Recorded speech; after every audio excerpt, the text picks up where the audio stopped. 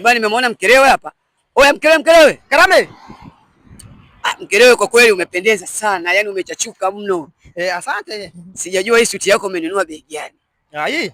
Hii ni ya hela bana. Ni hela. Nyumbani huko. Ni hela. Lakini bei ni achane nayo. Sawa. Sasa Mkelewe, mimi nina swali moja nataka nikuulize.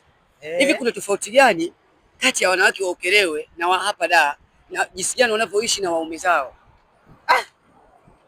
Ndugu mwandishi wa habari, hilo swali ni zuri bana. Nimetembea kwa marafiki zangu wengi wanateseka. Unakuta kama mwanamke amemkosea mwanaume wake, akikwambia bwana mimi nakupiga, anasema nipige. Nipige.